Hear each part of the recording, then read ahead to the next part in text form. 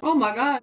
So hello and welcome back to my channel where you should always do as I say and not as I do. So I think part of the problem when it comes to being a fully functioning adult human being is there's so many parts. Life is hard. I think we put a lot of pressure on ourselves to like have a really thriving career, have a successful relationship, maybe bust children out of ourselves, all while having a good group of friends, drinking enough water, and going to the gym. And on top of it, you're still trying to like hashtag self-care. So today I'm gonna be sharing with you 5 really easy things that you can do pretty much immediately so that you can be more of a successful adult or just less of a trash human being.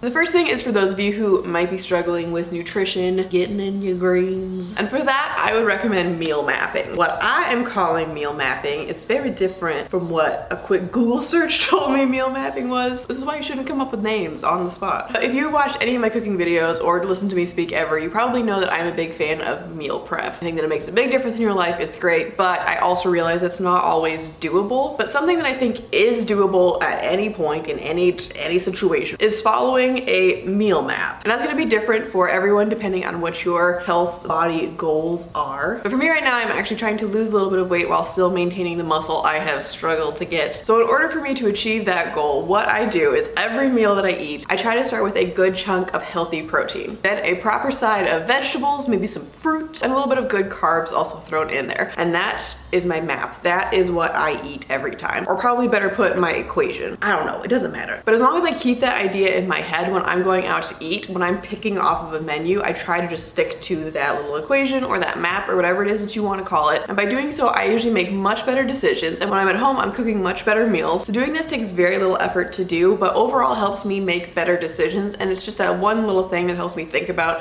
what I'm ordering or what I'm about to eat. So the second thing is if you are a little concerned about your financial situation. So for my finances, if you haven't heard, somewhere out there, I'm pretty sure I have a blog post on how I budget my money. And in an ideal world, what I like to do is make a spreadsheet every single month of everything that I'm spending all my money on. And I also have a Google Calendar that tells me automatic payments and also when I am getting paid. So I have one clear kind of bird's eye view of everything that is happening. But that is obviously kind of an ideal situation. But a really easy thing that you can do now that will just take you a couple minutes is to just make a list of all of your automatic payments. Automatic payments are great. They are a beautiful thing. It helps me in many ways, but things like subscription services for TV or those boxes that come in the mail or even like toothbrush heads, gym memberships, tanning things, all this stuff, especially if it's a lower price point, is very easy to forget that it is happening. So by taking just a couple minutes to write down everything that you have that's coming out automatically, again, would really recommend putting it on a calendar, but sticking to the video requirements. Just by writing out a list of all these things can be a nice reminder of things that you probably don't even use anymore and can cut out, or things that you rarely use and might consider cutting out in the next couple of months. It just brings everything back to the forefront of your little tiny brain, or big brain, do you think? So my third tip is for those of you that don't naturally feel a psychotic urge to organize everything. And that is the process of resetting a room. So to do so, this does require a little bit more of accountability, but this is an easy thing that you can trick your messy trash brain into doing by just setting a goal of, okay, before I go to bed, I am just going to reset one room. It's gonna take me 10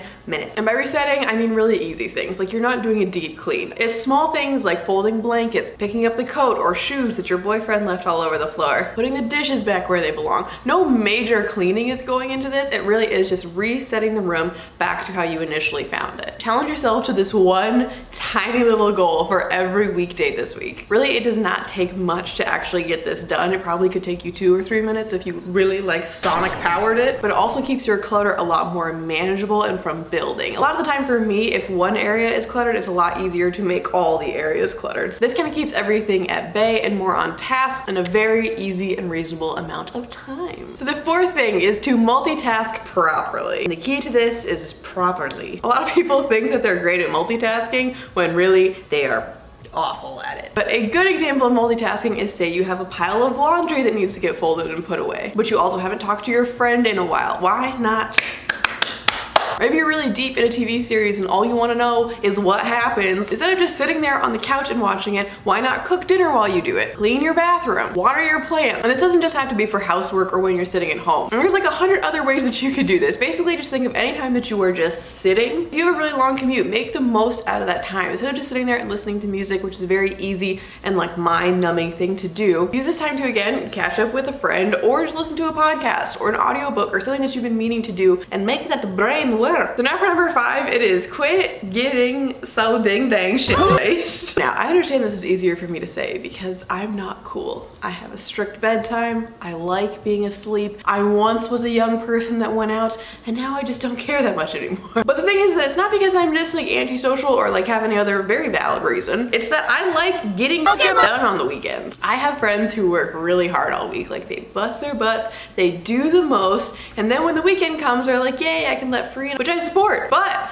then they stay out far too late, they have too much to drink, and the next day are just useless and end up sleeping off the majority of the day and then tell me how they did that and don't understand why they don't get anything done on the weekend. Like, boo-boo, you know what the problem is. I'm not saying that you shouldn't go out or that you shouldn't let loose sometimes, but if you are trying to make certain goals happen, whether that's with your weight, whether that's with you doing a side job, whether that's you accomplishing projects, anything, no matter what that is, the only way you're gonna make that happen is by doing it. So if you find yourself not having enough time to get things done, but this sounds like a familiar story, I would maybe consider just having 2 drinks or like setting a timer for when you're gonna go to sleep and come back. Like again, I'm not saying that you shouldn't go out or that you shouldn't have fun. I just think that sometimes when you work so hard in the week, you end up doing like the most on the weekend and not in the most productive of ways. And that's everything. Let me know if any of these things helped you or if I'm just as stupid as this wall I yell at. At least I have this super cool shirt on. So